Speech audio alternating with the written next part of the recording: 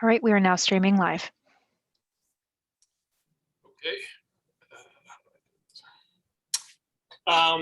Okay. Pursuant to the recently adopted amendments to the Illinois Open Meetings Act included in Public Act 101-0640, public bodies may, in certain circumstances, hold entirely virtual public meetings without a quorum physically present in any one location. On May 20th, 2021, President Rowan issued a declaration of emergency to address the health threat posed by the COVID-19 pandemic. Also on May 20th, 2021, President Rowan executed a written determination that given the ongoing emergency associated with the COVID-19 pandemic, in-person meetings are not practical or prudent. On May 28th, 2021, Governor Pritzker issued his most recent disaster proclamation and Executive Order 2021-11 that declared in-person attendance at public meetings of more than 10 people at the regular public meeting location to be infeasible in accordance with the Open Meetings Act as amended by Public Act 101-0640. In accordance with the above actions, in-person meetings of the Finance Committee are not practical or prudent at this time. This meeting is being recorded virtually, is being conducted virtually with members participating through the Zoom webinar platform. Village Manager Crowley is present in Village Hall as required by the Open Meetings Act. Manager Crowley, could you have a roll call, please? Certainly. Trustee Vree. Here. Trustee Hallwax. Here. Trustee Rubin. Here. We have a quorum. In accordance with the supplemental rule, the board approved on April 16th, 2020. Here's how public comment will be taken at this meeting. The email address and telephone number designated for public comment for this meeting were published with the meeting agenda. In a moment, I will ask Jordan Lester to read the public comments that were submitted prior to the meeting. If anyone would like to submit a public comment during the meeting, please email your comment to glencoemeeting@villageofglencoe.org. Comments submitted during the meeting may be read at the end of the meeting. Written comments should be limited to 400 words. Jordan, are there any public comments? Trustee Vree, we did not receive any public comments this evening. All right, thank you. Okay, moving into actual meeting things. So need approval for the minutes for the last meeting. So moved. Can I second? Second. Mhm. Roll call, Phil? Roll call. Trustee Vree. Yes. Trustee Hallwax. Yes. Trustee Rubin. Yes. All right, Nikki, if you want to walk us through the monthly reports.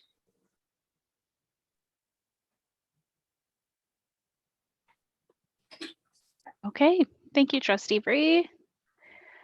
Okay, so on tonight's agenda, we'll be going through the May Treasurer's Report, which was included in the packet, community investment program updates, the comprehensive annual financial report. Our auditors are here this evening to provide that report, and then also the final results on our public safety pension actuarial study.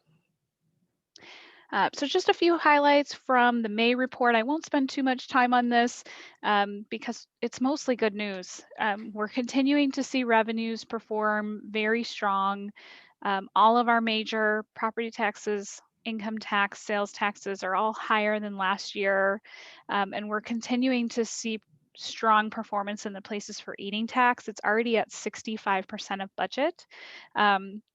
Which is huge considering that there is a 1-month delay in the time that that tax is collected to the time that it's given over to the village. So we are still seeing revenues come well above target there. Our sales taxes I'll get into in a moment. This was for February sales. It's at 53% of budget for the year, and it's significantly higher than what we had seen last year. On the water fund side, we're a little lighter in terms of percentages of budget. However, because we bill quarterly, we're looking backwards for 3 months. So as much as I know some people may be disappointed by the drought, the drought and the irrigation that comes along with that will be very good for the water fund. So as we get later into the year and we start to see a little bit more of that summer irrigation hit the water bills, we'll start to see especially those volumetric revenues start to climb a little bit more. Regardless, both of our volumetric revenue and our fixed charge revenue are higher than last year. That's a combination of not only the new rates that were approved as part of the new budget year, but also those new meters. We only have a handful of the census meters that need to be installed. So we are seeing much more accurate water usage. As a result, and a bonus, we've also helped a number of residents identify leaks on their property and fix those as well. So it's been a positive all around. In terms of the cash flow projections, this is what I was referring to in sales taxes. If you can believe it, we are 1 year past the major dip that we had seen as part of COVID. So in some ways, I'm sure that feels like a year ago. In some ways, that feels like much longer ago. But we are starting to appear to be over that hump, seeing our sales taxes jump quite a bit. For February sales, we had 142,000, which was pretty close to the prior year receipt. But then in June, we see that number jump to $212,000. We do expect to see more information from the Department of Revenue tomorrow. They're holding an informational session for local governments. But my suspicion is that this may have something to do with the changes that went into place January 1st, 2021, where we are starting to see sales taxes come in from online retailers that used to be use tax. However, our use tax continues to perform strong as well. So hopefully we'll have a little bit more information on that next month, but overall it's very good news from a standpoint of just comparing year over year and what we had anticipated in terms of budget. Our building permit revenue is the other good news story. That continues to do very well. There's a lot of activity going on. For this past month, we saw $60,000 in building permit revenue, which included 2 accessory structures, 2 additions, and 1 new single family home. So we are still seeing that continue to perform well, which is really helping out the general fund. Overall, our projected impact for the year in terms of revenue, we are still expecting to see our revenues exceed budget in excess of $248,000. Now we are budgeting for a withdrawal of cash reserves this year. If you remember when we approved the budget, we were anticipating to dip into reserves about 1.2 million for capital expenditures. So any surplus that we see on the revenue side will just decrease that amount that we use in terms of reserves. So overall, a very positive month performance-wise. So I'm happy to answer any questions on the report at this time. Hey, Nikki, can you go back one? Sure. Just, so at the bottom here, this is the May and June, that's estimating February and March sales, right? Of 2021. These are actual receipts. So what happens is we don't always know a month in advance. Sometimes the Department of Revenue, especially during COVID, they're a little late on getting us the information. So June is what we're going to be getting this month. The Department of Revenue actually released that number. So we haven't gotten that money yet, but we know that's the dollar amount that they're going to give us. So when you say positive, it's just looking at the last several months of trend growth being vastly higher than the prior year.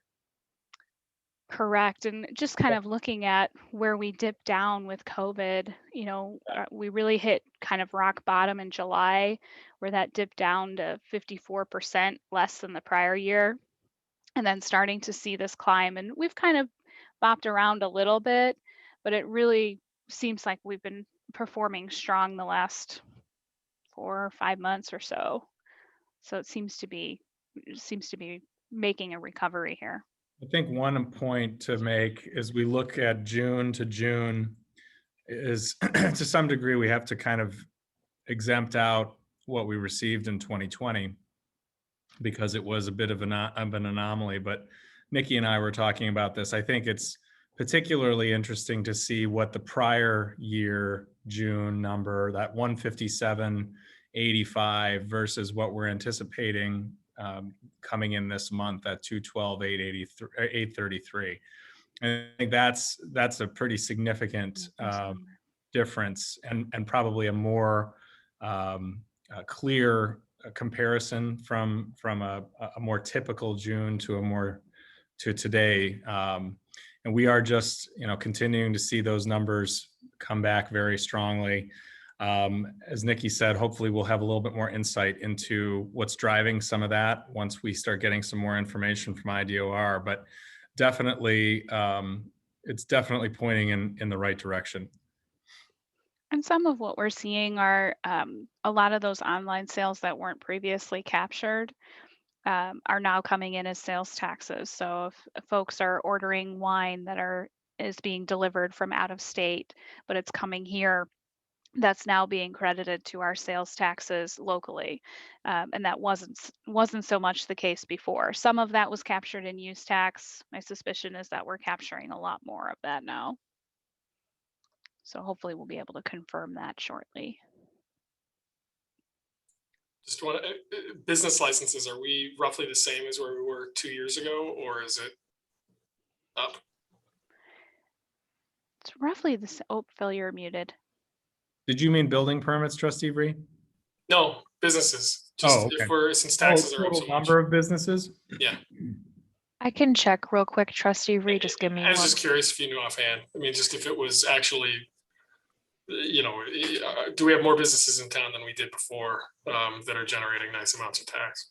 I think to some degree that is possibly the case, but I think what we're also seeing is that there's a resurgence of local interest. And I think definitely with our restaurants in particular, we are seeing very strong, just the amount of people that are coming into and out of those restaurants, anecdotal discussions that I've had with some of the restaurant managers, that they are very busy. And I think that's certainly helping. And our retail community, we're continuing to see some growth. We've got some new retailers opening up in the next couple of months in the downtown. But certainly we can get you some specifics on business licenses themselves, but I don't know that it's a dramatic difference. I think we're just seeing more interest in the businesses that we have in place. Yeah, you don't need to look into it. I was just curious. Any other questions? Okay. All right, so moving on, I'm going to hand this over for more good news from Stella at the golf course. Thank you, Nikki. So May was another great month for the Glencoe Golf Club. We broke another record for rounds. If you recall, last year in May, we were limited to 25% capacity. So we had not seen the greatest numbers yet. But this May, we broke a new record. We were almost 1,800 rounds over our budget. Obviously, the demand is still high, but the weather was also great. Our revenues have exceeded the budget by 34%. We had 0 rainouts in May, which is not typical at all. Our cart rental revenue has doubled our budget, not only for May, but year to date, it's doubled. So that's a good indication that the weather has been very conducive to golf. Glencoe Golf Academy, we do have 2 independent contractors, and we budget around $140,000 for that line item. Unfortunately, one of our independent contractors let us know 2 weeks ago that he is leaving the state. Has kind of put us in a little bit of a bind. We do have a summer camp that was already booked. So we have Matt Rad, our head professional, and Cesar Noriega, our assistant, are stepping up to take over those camps so we don't disappoint anyone and we still keep the programming going. We are searching for a replacement, but this time of year, everyone is already in place. It's a horrible time to look for someone, and golf is up, lessons are up. So it's really going to be hard to fill this position. I just want to give you an update on that. We are searching for someone. Glencoe Golf Club Friends organization had a meeting this week. We were happy to have Phil Corelli and Nikki Larson attend, and they gave our board members an overview of municipal financing and also referendum procedures as they are starting their quest to seek donations from people. A lot of questions have been asked as to what is the procedure and what is the timing. In order to get and secure these donations, these kind of questions need to be answered. So it was a very helpful program that they put on for our board, and we're continuing to search for donors and go on to that process of raising money for the Friends. And that's the golf course report for May. Thank you, Stella. Sure. Any questions? All right. Okay, so thank you very much, Stella. Moving along. Our next item on the agenda is the Community Investment Program update. This is also in your packet. I know this is a little bit small on the screen. Not a whole lot of changes coming our way this month. But one thing that I do want to point out is that on Thursday, we'll be talking a little bit more. The board is going to be asked to consider the purchase of 2 Bobcat compact track loader units with attachments for an amount not to exceed $115,000. And this is happening through a cooperative purchasing vendor. Our budget did include $130,000 to fund a sidewalk tractor and 1 leaf vacuum trailer unit. And we're proposing that we would delay the replacement of the leaf vacuum unit until 2022 to allow for the purchase of these 2 Bobcats. And I'm happy to answer any questions on that update. Okay, hearing none, moving right along. So as I mentioned earlier, we do have Tim Gavin from our audit team here from Lauterbach and Amen. The village is just completing the comprehensive annual financial report and audit for the stub year of 2020. If it feels like we did just go through this, we did. It really, because of the abbreviated year, we're back here again already. So just a quick overview of what happened this year. We did do preliminary field work started in January, and that was remote, as was our final field work that happened through March. And now we're just getting into the completion of these filings, which yields a number of required reports that we have to file, including the comprehensive annual financial report. That has been posted to the website and will be presented to the board for final acceptance on Thursday. There's also an Illinois Comptroller's report, a Division of Insurance report that provides very detailed information on our pension funds. We're also required to produce an annual required debt disclosure. For those of you that are familiar, that goes on EMA, and that's required financial information that we have to produce for our bondholders. And then lastly, our popular annual financial report, that is still under construction. So we'll be working on that over the next month or so. Our audit team was headed up by Jamie Wilkie, our partner, and Tim Gavin really kind of led this effort. So I thank Tim for that, because it was a lot of work and very tricky to try and do remotely. And Ann and Morgan were both serving on his team as well. So at this point, I'll turn this over to Tim to chat a little bit more about the audit. Thanks, Nikki. Do you want the report up on screen? Sure, we could do that. Do you want to, I'll stop sharing so you can. All right. All right, hopefully everyone can see that. So first and foremost, I want to, Nikki gave a great overview of the process and kind of what we've been through on a shortened time frame, but especially because of that shortened time frame, I want to thank Nikki and her team for their extra efforts. We're professional nuisances in a way, so we certainly appreciate all of the effort that goes into preparing for dealing with us, answering our inquiries, and while dealing with all the day-to-day stuff. But as she mentioned, we did complete the audit for the 10-month period ended December 31st, 2020, and I'm here to present the annual financial report. The first thing I want to point out in this report is an item that we've pointed out every year. That is the certificate that's provided by the Government Finance Officers Association. The village does need to go through some extra efforts to earn this certificate, and it definitely, that effort shows. And the certificate presented is for the last report issued, and we fully expect this year's report to once again earn this certificate. The independent auditor's report on page 8 is really the ultimate product of our work.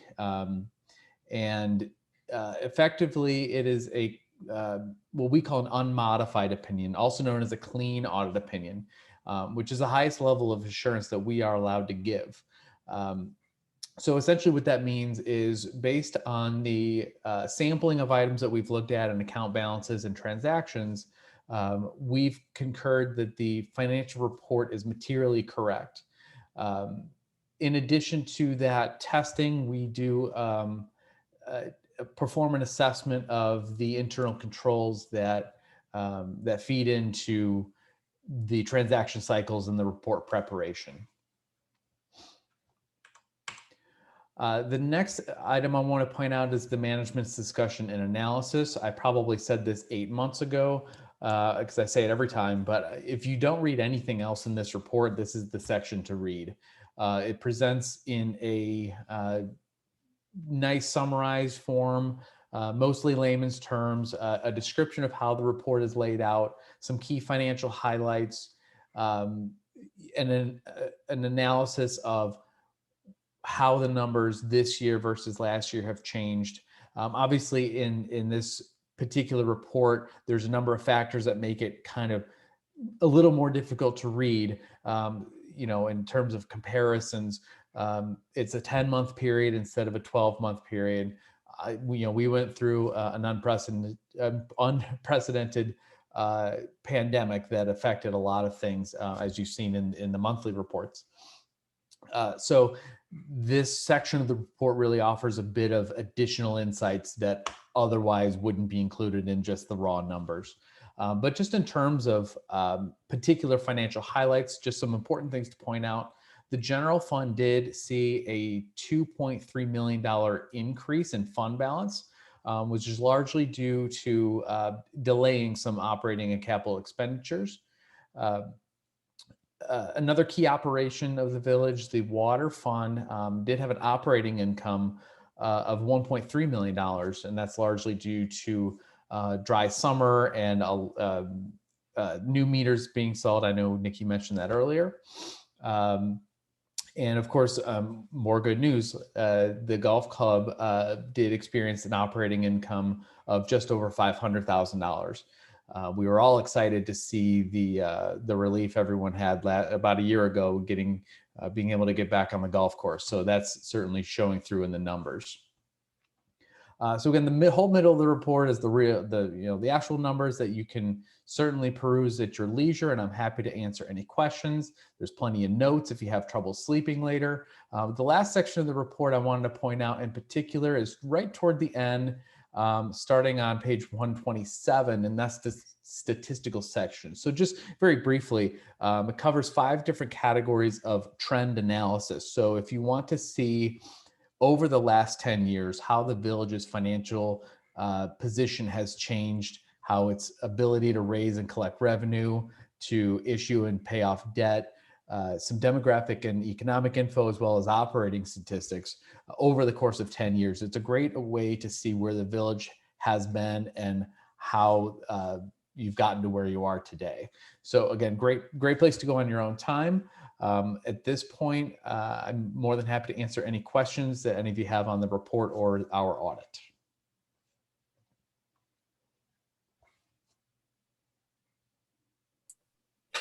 I don't have any questions. I don't know if anyone else does. No. Not here. Thank you very much, Tim. That was very My helpful. pleasure. All right. Thanks for having me. I'll go ahead and take my leave. Okay. All right. Have a Thank good night, you, everyone. Tim. We'll see you on Thursday. Well, we'll see Jamie on Thursday. You will. All right. Take care. Thank you. Okay, so we will just pick up where we left off here. Just a moment, please. Okay, so moving on to our next item on the agenda.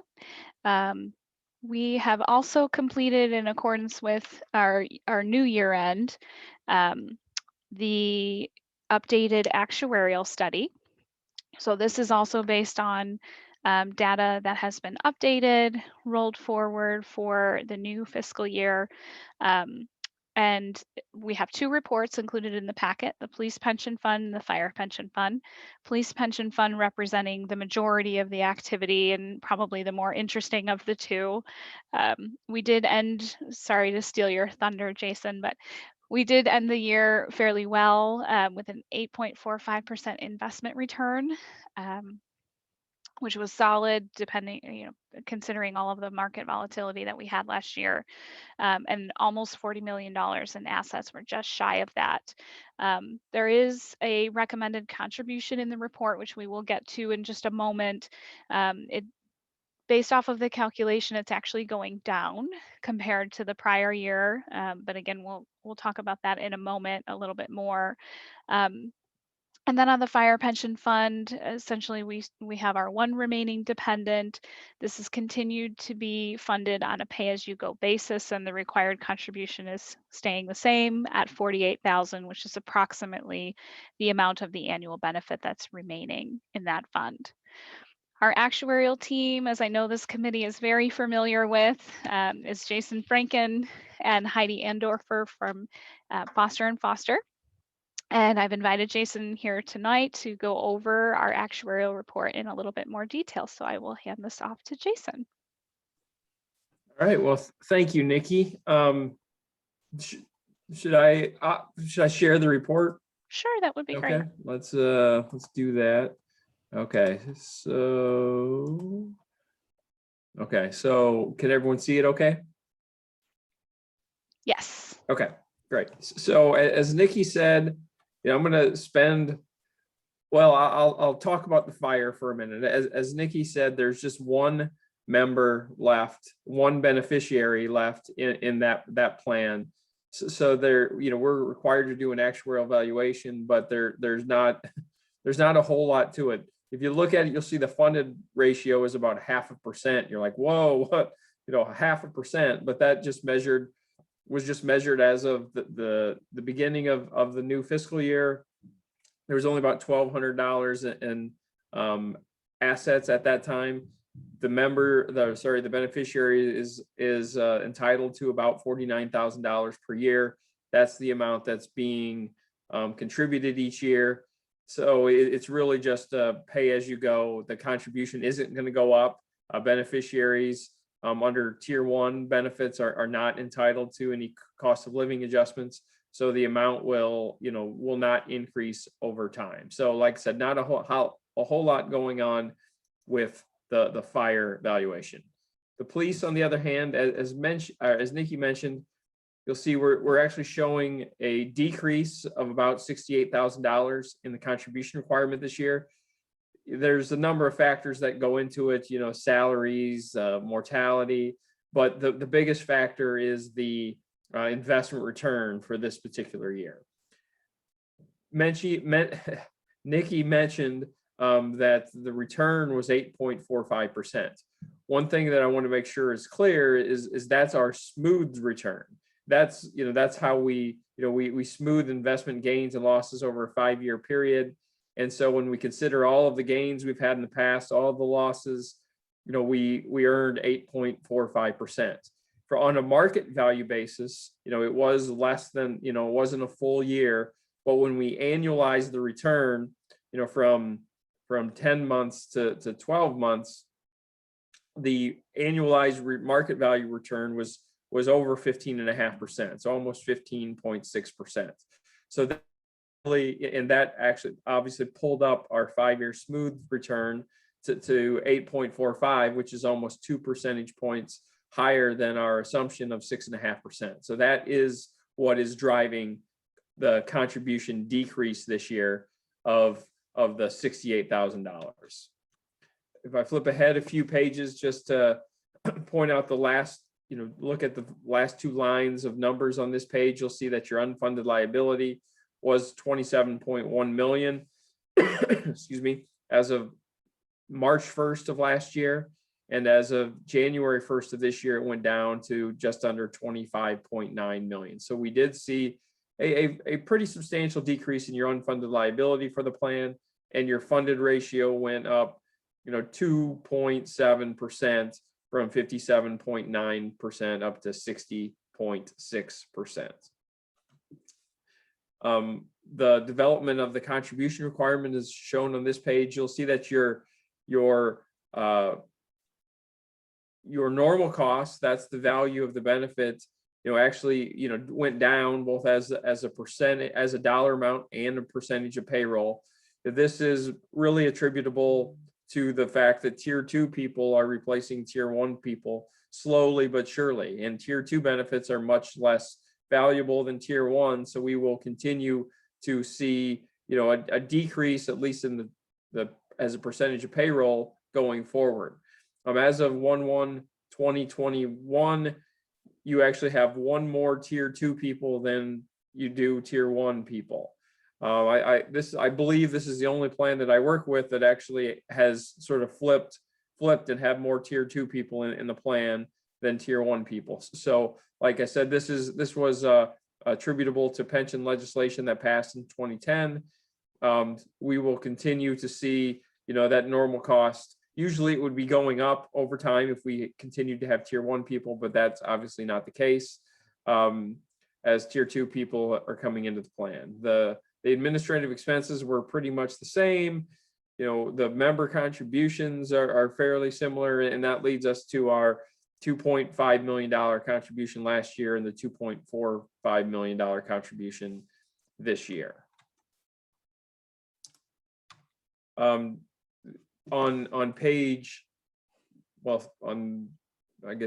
packet page 85, we do show the statutory minimum. As we've discussed many times, this is not the preferred approach to funding. You'll notice that the contribution is much lower. It's $1,949,000, but that's really just attributable to deferring much of the payment into future years. We've talked about going away from that approach, and we've adopted a new funding policy that will address the unfunded liability in a much more reasonable and financially sound approach than what is currently in the statute.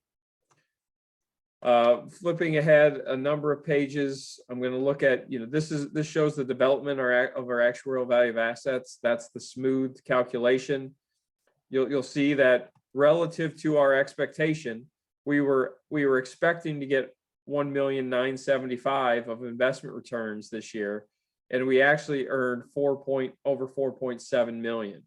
So we had a gain more, our return was more than our expectation by nearly, by over $2.7 million.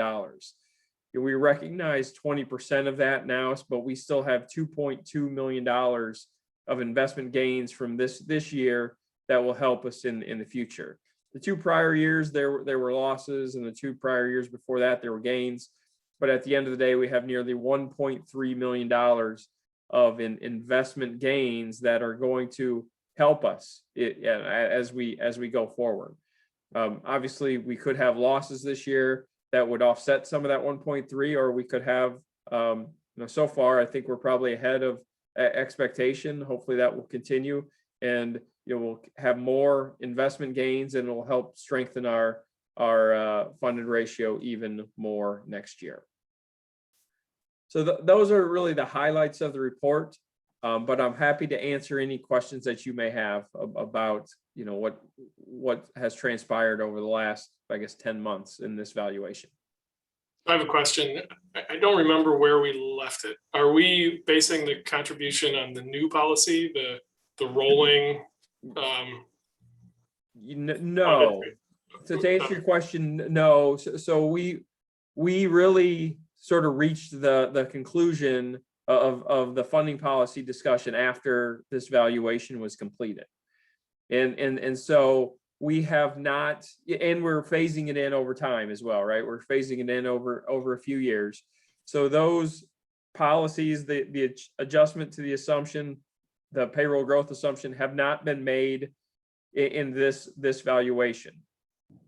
However, I think Nikki in her letter that she had provided at the beginning of before my report, I think her recommendation is to, and we concur with the recommendation, would be not to lower the contribution requirement for this year, or the tax levy for this year, but keep it constant at that higher amount. So effectively what you're doing, you would be starting the phase in 1 year than you had anticipated. To lower your payroll growth assumption, it would increase your contribution by about $40,000 or so. So effectively, you would be taking that first step in the phase into that new funding policy this year if you elected to keep that contribution constant rather than lowering it based on the required contribution that's in the report. So just so I'm straight on the numbers, so the number you recommended in the report, is that keeping? Are we going to contribute more than that? I'm lost in all the terms. Yes. So if you look, if you can see this, our recommended contribution based on the methodology that's in place actually went down to $2,456,792 this year. That's a 2.7% decrease from where it was last year, the 2.524910. What Nikki recommends in the last, the next paragraph is to keep the contribution amount steady at the $2.5 million number, the slightly larger number, in order to, effectively start the phase in a little earlier. While we're not doing the actual evaluation based on any of these changes, putting in that extra $68,000 would,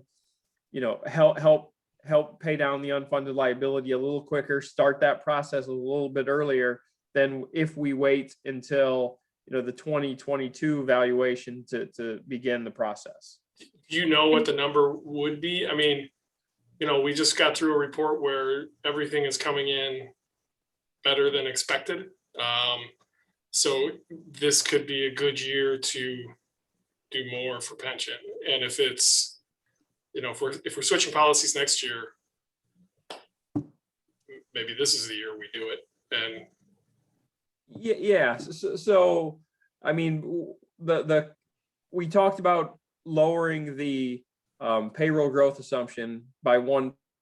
We were going to do it, I think, in 4 steps, 25 basis points. And if we had began the phase in with this valuation, it would have added about $40,000 to our contribution. So if we just went to 25 basis, it would have been at 2,496 versus 2,456.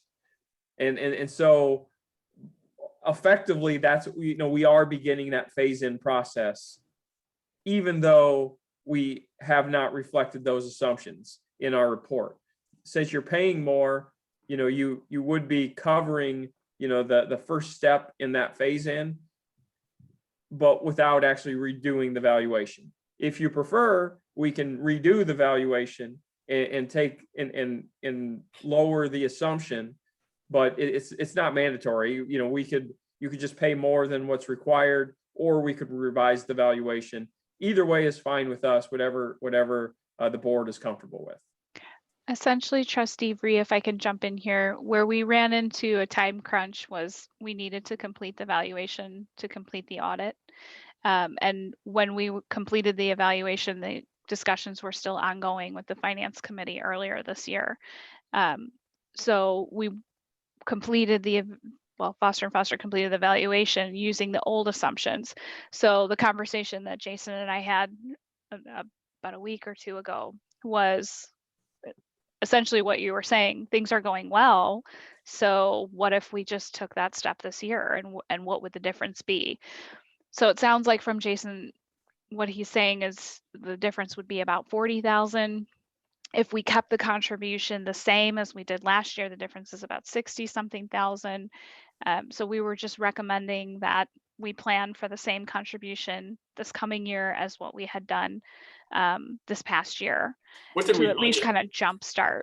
We budgeted 2.524 this year, and that's what So we're just the same. contributing. So it's the same. So the number that we're talking about now would be for the levy that we would recommend in December. So part of that would come from the property tax levy, part of that from the general fund, and this would be for the 2022 budget year. So this is actually for next budget year. So that was kind of why we were recommending keeping, kind of jump starting this, because actuarial valuations, you always have that 1 year delay. It's kind of like property taxes. So you're always chasing that pension liability because you have to go based off of the census data you have at a certain point in time, and then you contribute the following year. Well, you know, my perspective is if we're making the switch, let's certainly jump this year under, I mean, what we're in a very good environment right now. I think the question is just, do we even do more, or is this plenty? Well, I think that's a question, Trustee Vree, that as we develop the budget, we can certainly have that conversation further. Nobody's committed to anything in this moment, but I think, you know, to Director Larson's comments and to Jason's comments, what our required contribution is nobody's recommendation. I think our recommendation is moving forward. We're doing at least what we did this year, and we can discuss further when we're discussing budget in October. If the resources are available and the board wants to further fund it, even in excess of that number, we can do that at that point. Or if there's other resource or other areas where those resources might be pointed, we can kind of discuss, you know, what's the better use of those dollars at that point. But I think that, you know, we don't preclude ourselves from doing more than what's being recommended. Okay. Joe, Gary, Howard, any thoughts? I'm with you, Jonathan. I would say that it's in times when people have done well, I would like to also contribute more, particularly as I probably don't agree with some of the forecasts going forward of investment returns. So there'll be times when we're more challenged. So I'd like to look into that as well. And I'm also of a like mind in that I think we should definitely not drop the amount. Let's at least keep it stable in light of the policy that we just passed, although it's more than technically we might have to contribute even to meet that policy. I think it's the right discipline to adopt, and then we'll see if we can do better, because there will always be fallow years. The more we can get ahead of the good ones, you know, the better we're prepared to deal with that. That seems right to me as well. Okay. Thank you very much. This is helpful for us to go forward, and we can plan for that as part of budget discussions, that at least maintaining the contribution the same would be kind of our floor, and then we can kind of discuss beyond that. Any other questions for Jason? Okay, seeing none, that completes this presentation. So thank you very much, Jason, for this conversation. This was very helpful. Great. Thank you very much for having me. Thanks, Jason. Have a good night.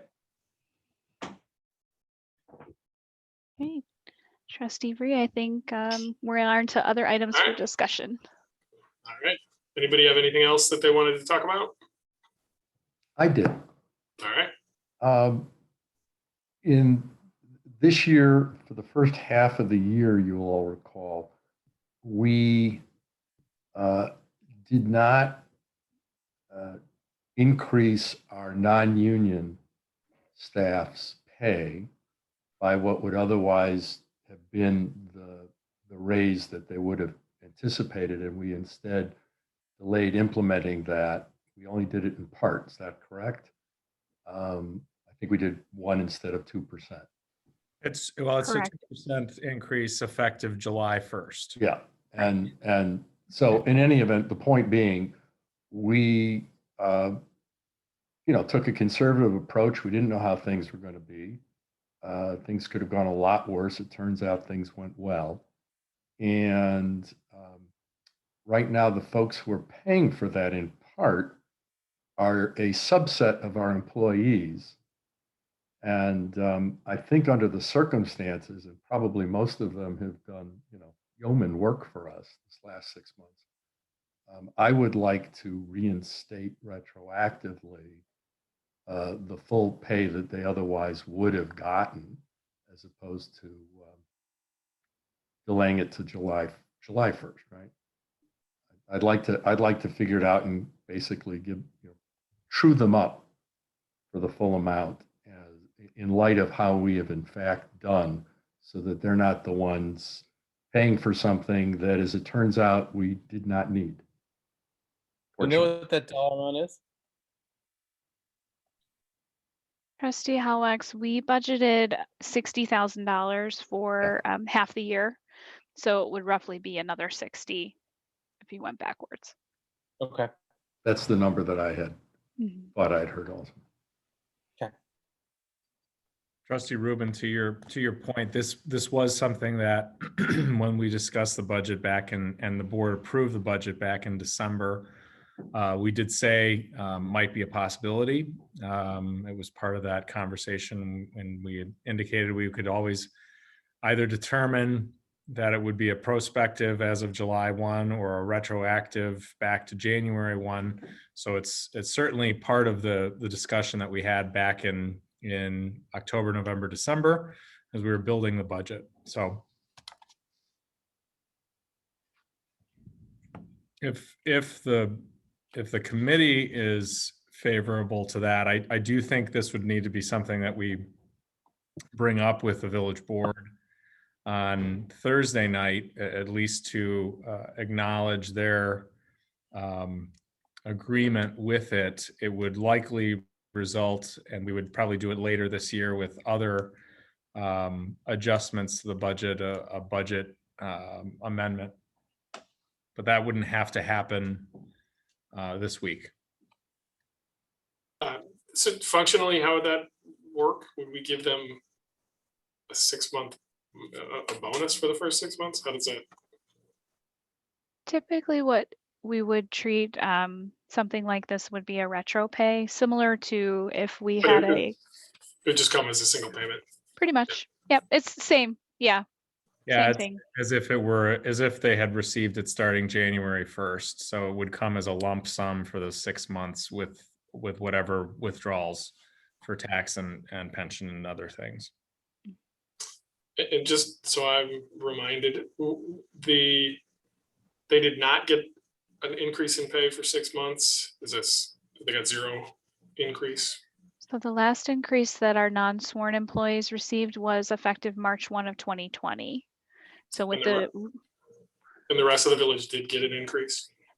all the unions, the collective bargaining agreements called for cost of living, so they did receive that. Well, the Public Works Union did. The Public Safety Union, because their contract expired on February 28th of this year, did not. But as you'll recall, we're in negotiations with them. That's right. Okay. And whenever we conclude negotiations, they would get a retroactive pay to March 1 of this year, March 1 of 21.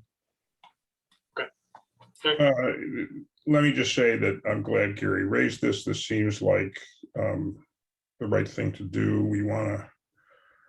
We value our employees, including the non-union employees, and I want to make sure we can treat them right. And I think we should do this. Yeah, I'm in favor too.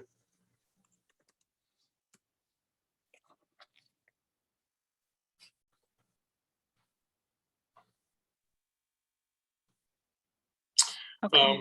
Okay. Thank you. So we should bring it up at the whole board meeting or committee of the whole. I don't know which one it should be brought up in. Probably at the board meeting, Jonathan. You may want to. It's probably something that could be brought up during the finance committee report. Okay. Can somebody send me exact numbers then if I'm going to bring it up during the? Yeah, we'll get that to you. Okay. I can send that to you. Joe, do you agree, or what do you think? Yeah, absolutely. Okay, just making sure. Okay. Anything else for us to discuss? All right, on that note, can I have a motion to adjourn?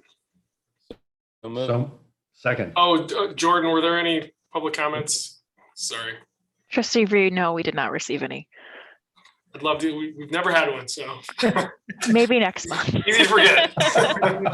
Oh, man, I wish you hadn't said that. I know. I was gonna say, I was just getting asked about what's going on with the water treatment plant. When are you guys gonna propose something to us? So yeah, I think it's coming. All right, well, on that note then, now can I have a motion to adjourn? I'll try it again. So move. Second. Phil, can I have a roll call? Yep, trustee Vree, Yes. trustee Hallwax, Yeah. trustee Rubin. Yes. All All right. right, we're adjourned. Thanks, guys. Thank you. Have a good night. See you guys Thursday. Good evening. Thank you. Thanks, everybody.